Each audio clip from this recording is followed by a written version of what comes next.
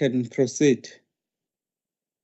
Can you beam the agenda Yeah, for the meeting, please?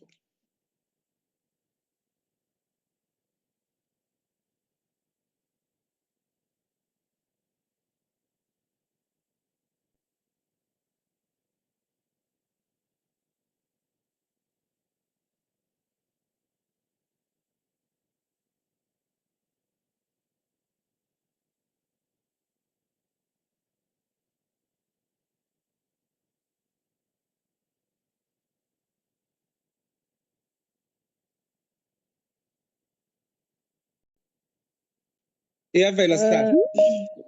Yes, iyavela.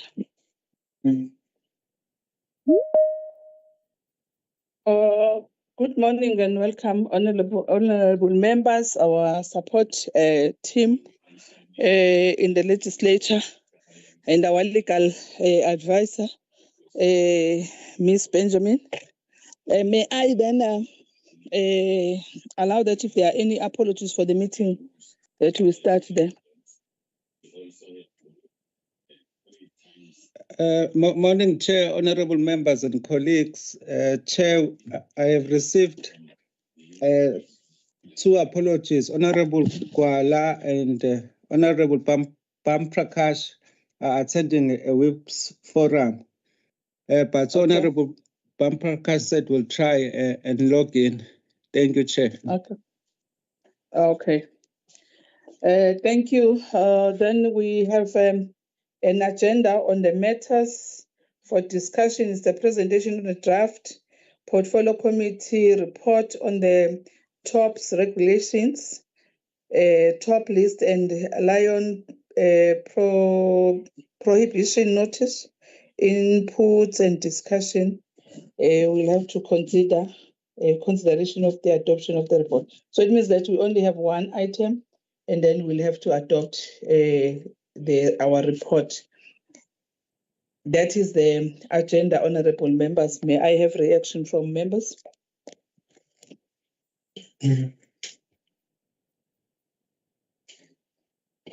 If I don't see your hand, I wouldn't mind if you shout at me, honorable members, so that I can. I'm seeing the hand of Honorable Bridget. Thank you, Chair. I move for the adoption of the agenda. Honorable Bridget is moving, and a second.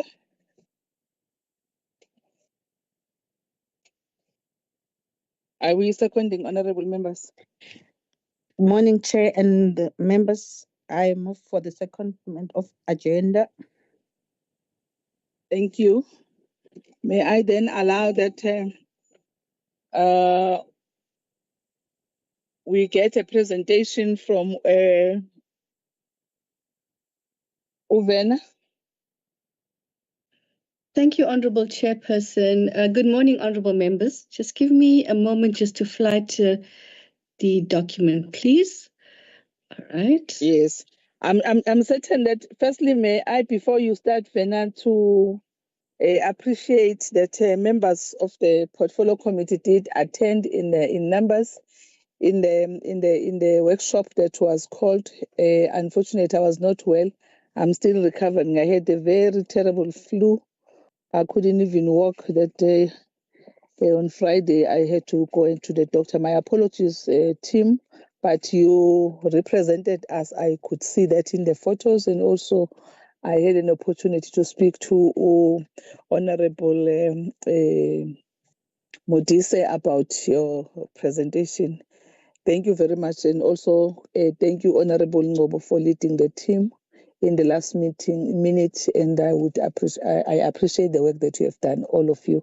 I wouldn't be doing justice if I don't do that as the chairperson, because I could not, and I'm go, and you know how enthusiastic I was wanting to be with the team, and also on the side of our team that assisted us in the staff.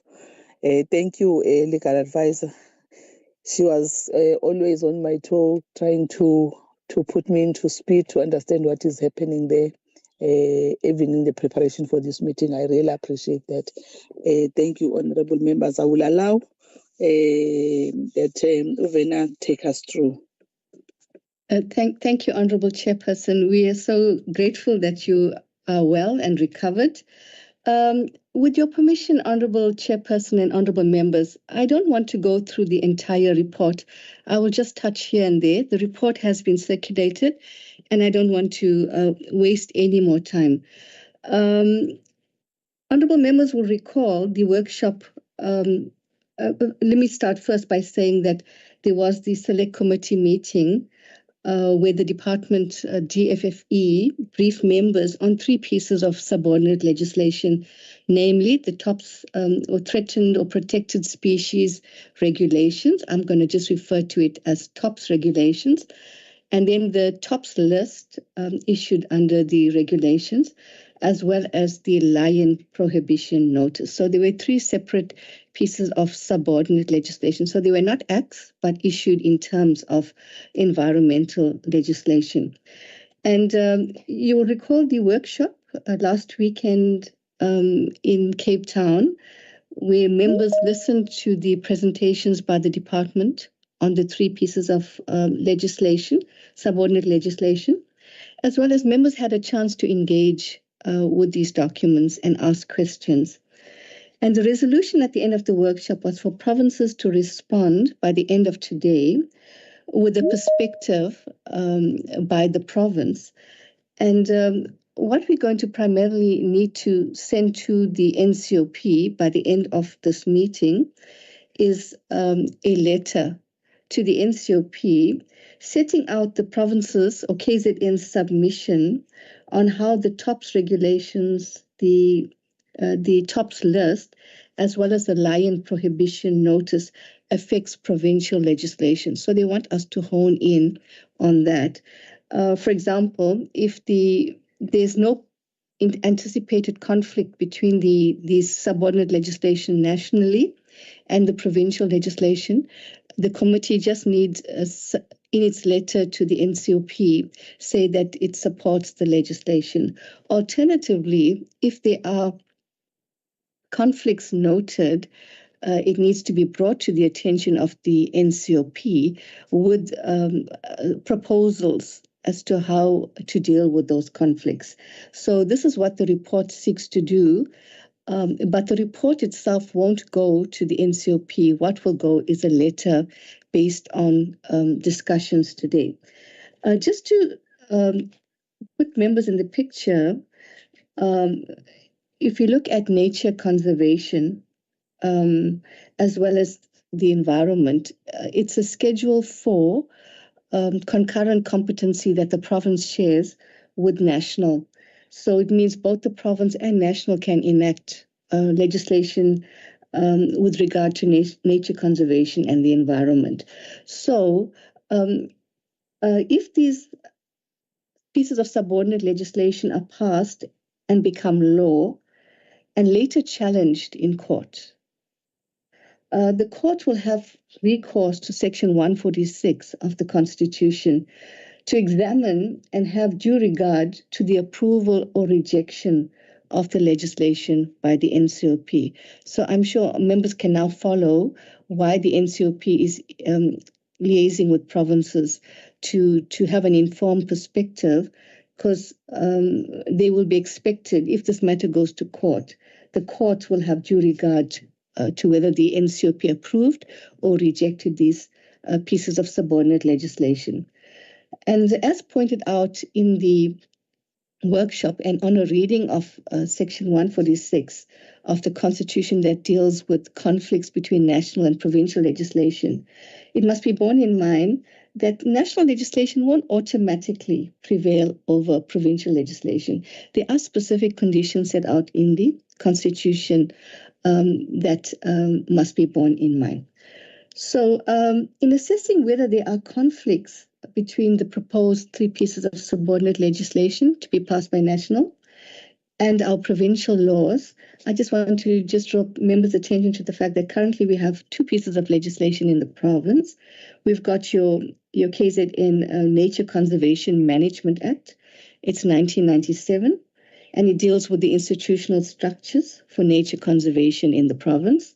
And then we have your Nature Conservation Ordinance. It's a 1974 ordinance.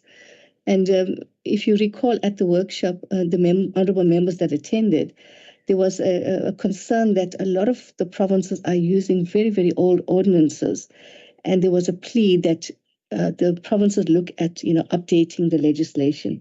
But that's just for information that I'm throwing it in. So the Nature Conservation Ordinance that's been used in KZN deals with conservation itself, permits and licensing, hunting, capture of game, etc.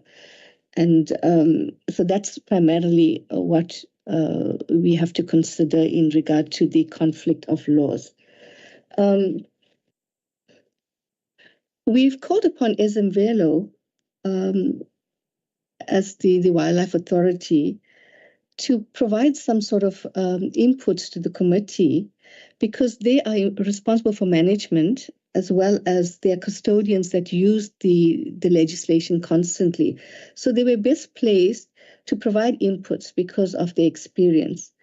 And they have provided those inputs, and we've selected those inputs that have that reflect possible conflict of laws. And I'm just going to go to those ones, if you don't mind, honorable members. Right, so I'm not going to go into what happened and transpired at the workshop. It's been set out here. But I'm going to now go straight to these the discussions or these submissions made by Ezemvelo. And so they've submitted the following possible conflicts between the TOPS regulation and the TOPS list, and for the committee's consideration. And if the committee can debate and deliberate on these, then it will guide us as to which of these we select and put into the letter that will go. So with regard to the TOPS regulation, what Ezemvelo has indicated to the committee that subsection 67(1)(g) of the TOPS regulation might be an area of conflict. And if you look at section 67(1)(g), it deals with the prohibition to hunt a specimen of a listed, threatened, or protected species in certain circumstances. And I've just put it in green text what the TOPS regulation says. A person may not hunt a specimen of a listed, threatened, or protected species by means of bait, sound, smell, or any other luring method, except for the hunting of specimens of Panthera pardus, Parahyena brunei, or Crocuta crocuta by means of deadbait. So you'll see here, there's 3 exemptions here, which I've mentioned now, where you can use deadbait. And what Ezemvelo has submitted to the committee is that it pertains to the hunting of Nile crocodiles. And they've said that subsection 1G of section 67 is in conflict with KwaZulu-Natal Conservation Ordinance with respect to the hunting of Nile crocodiles, as the Nature Conservation Ordinance does not prohibit the hunting of Nile crocodiles using deadbait. So the hunts, and what they've proposed is the hunts of wild Nile crocodiles use deadbait to lure the crocodiles, and hunting without such bait may exclude this type of sustainable use of crocodiles. So this is one aspect that the committee has to deliberate and take a position on, which will be included in the letter if the committee agrees with the submission by Ezemvelo. And that is as far as the TOPS regulation goes. With regard to the TOPS species list, and if you looked at the TOPS list, you'll find there's tables there. And there was a proposal from Ezemvelo with regard to the species classification. It should be updated to align with the most recent Red List assessments, particularly BirdLife South Africa's 2025 update. So, and they've put in here what they consider must be updated in the list, and that's the wattle crane, etc., and which falls under endangered, then the critical endangered, which is your lappet-faced, your hooded, white-headed, and white-backed vultures. And with regard to the vulnerable species, there was a proposal for the inclusion of the blue crane. And then under protected species, there was a proposal for the inclusion of the blue-footed baboon spiders. And there was also a call for mammal listings, which are currently under review, should be reflected in the final version before publication to ensure accuracy and consistency. So those are the proposals with regard to the species classification that need to be included in the TOPS list. And then there was also in the TOPS list, you'll find there's exemptions for medicinal plants.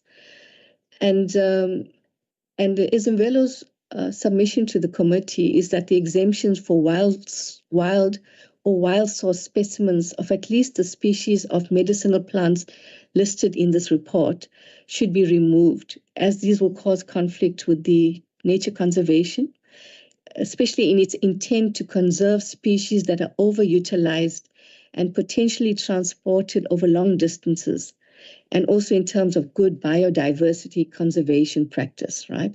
And they also cross-reference to NEMA, your NEMBA, sorry. The motivation here is that these plants are not only medicinal plants, but also host plants for various animal species, some of which are threatened and endemics that are only found in a very small area of South Africa and nowhere else in the world. So it's not just about the medicinal plants themselves, but about these other species which are threatened.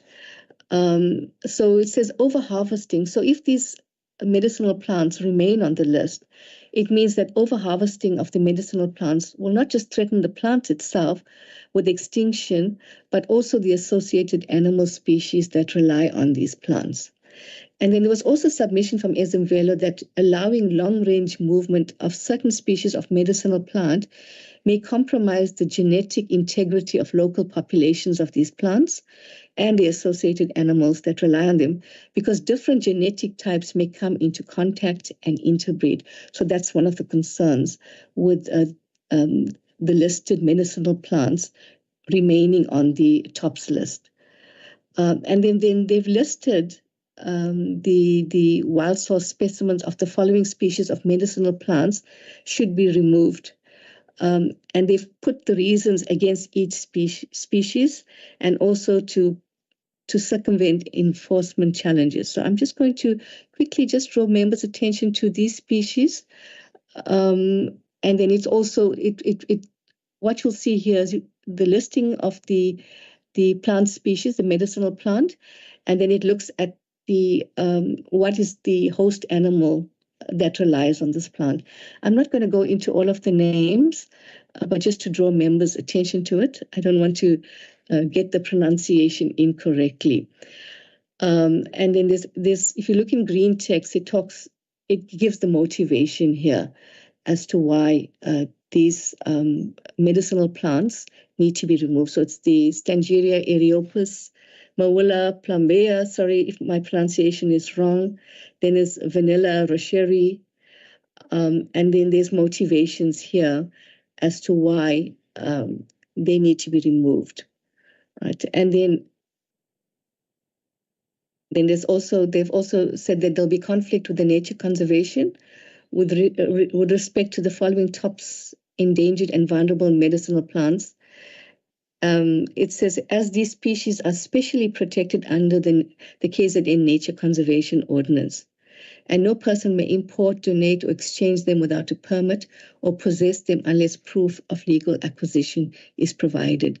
And the list is there of the 5 medicinal plants. And then moving on to the lion prohibition notice. It should be noted that KZN is one of the provinces that has the least number of captive lion facilities. They've only got 2 in total. And honorable members will recall that this lion prohibition notice applies to any future captive breeding facilities. It will prohibit future and not necessarily at this point in time the existing captive lion facilities. A proposal here is that the notice be supported by the committee as it brings an end to the registration of new captive lion breeding facilities and all of the unsavory practices that are related to canned hunting. Honorable Chairperson and honorable members, let me leave it at that. And let me hand over back to you, Honorable Chairperson, to lead the deliberations on these proposals by Ezemvelo with regard to the conflict with the Nature Conservation Ordinance and the TOPS list and TOPS regulation. And then based on the deliberations, Honorable Chairperson and honorable members, we can then add it to the letter. I'm just going to flag it for just a second, if you don't mind.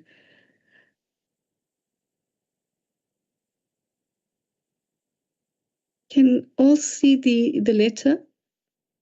It's just a simple letter to the select committee, and it has been shared with members. And this is where we will put the deliberations of the committee here on any provincial conflicts after we deliberate. And then this letter will be signed off by the chairperson and sent before the end of today to the select committee. Thank you, Honorable Chairperson and honorable members. Let me hand it back to you.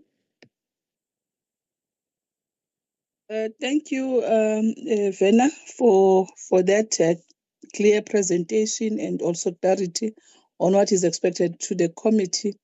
May I allow that the committee, if there are any areas of input and or issues that you want to discuss before we go straight to the letter or to our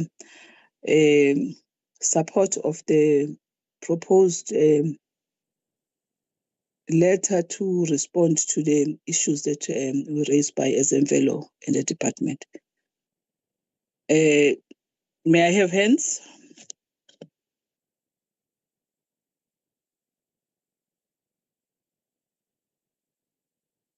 Any hands? If Yes, it's Chair, clear, who? Am I missing someone? Honorable? Legit, I've got my hand up. Honorable Legit. Any other member that wants to come in before? You may start, Honorable Legit. Thank you. So thank you so much to Verna for that, what's say, clarity again.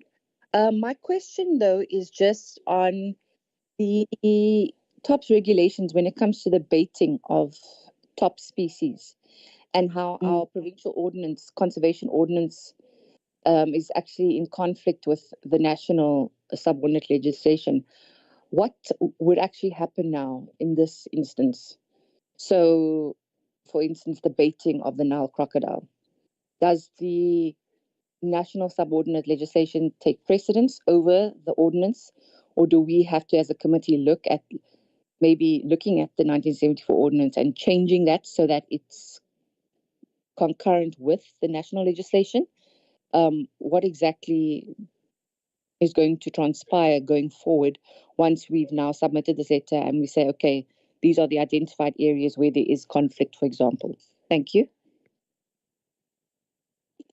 Any other member?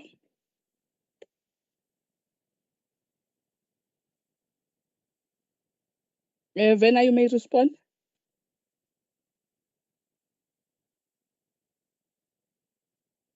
Thank you, Honorable Chairperson. Thank you, Honorable Legit. I think at this point in time, without going into the Section 146, what we would have to do is we would have to submit a proposal. For example, if we do see that it is a conflict and it's something that we would want to retain as a province or a provincial position, we would put it down as an area of possible conflict. I see Ezemvelo with regard to the Nile crocodile. That was the only, they were of the view that the hunting of Nile crocodile using dead bait in their view, that list, if I can put it, there is a list of the hyena and panther, etc. The Nile crocodile should have been factored into the list.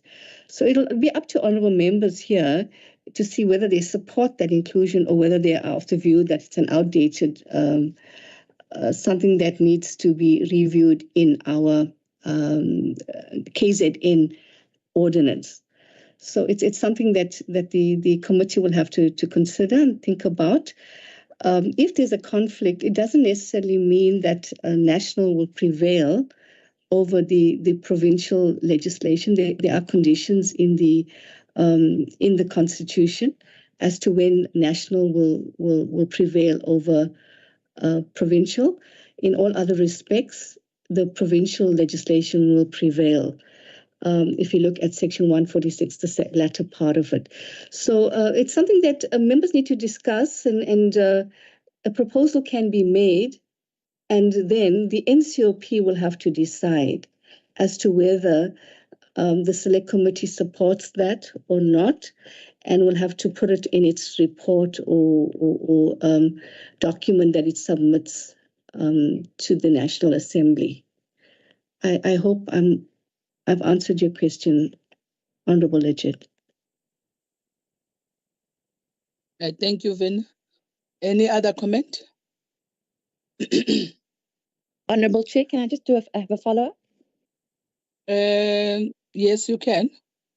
So just in response to what Verna said about that Nile crocodile, the baiting of, which is now incompatible with the TOPS regulations. So obviously, the concern with baiting is that it doesn't meet fair chase principle, for example.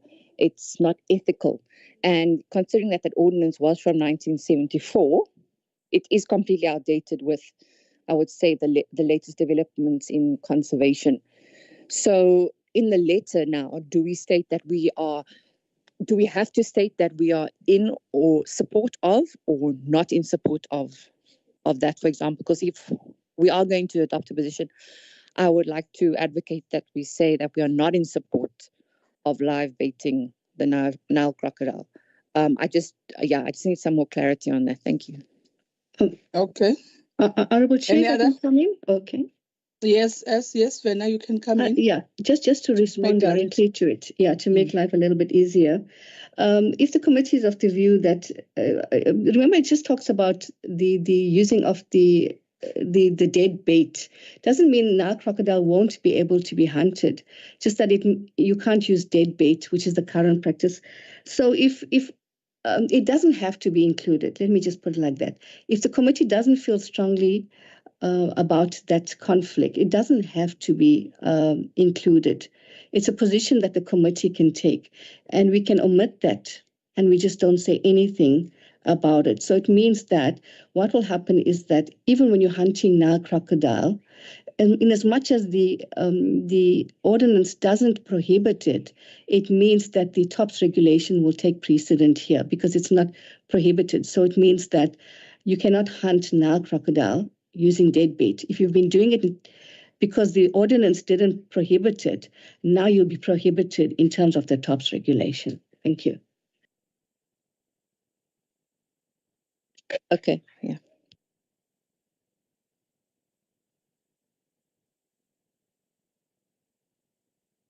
My apologies, I'm speaking whilst I've muted myself. On that note, honourable members, are we in support of the letter presented, which outlined exactly what we are supporting as guided by our legal advisor? May I see hands? We are in support, firstly, to adopt our report. Honourable Legit. Yes, Chair, I'm just indicating support. Honourable Legit move for the support of the report and also the sending of the letter, including the areas that we have indicated in the report. Any second? Chair, Honourable Ban Prakash will second. Nash is seconding. On that note, we have adopted our report and also the letter that is going to be sent to be signed by the chairperson has also been agreed to, including those areas that we have agreed to in the report. Am I covering all the matters on the agenda? Because that's my understanding. Mr. Zondi, bring back the agenda. Yes, we have come to that. We have considered and adopted the report on the TOPS regulation, top list and lion prohibition notice as this committee. So then the letter will then be sent as our response to the NCOP as they have directed us to do so. Thank you, honorable members. We have come to the end of our meeting. Thank you also for availing yourself. I know other members such as Honorable Nash were supposed to be another meeting, but we requested that he comes in so that we deal with this matter as a matter of urgency and then finalize it. Thank you very much for your availing yourself. And also thanks very much, Vena and your team, and also our admin team. We want to appreciate the time and the work that you are doing. Thank you very much. Have a wonderful day.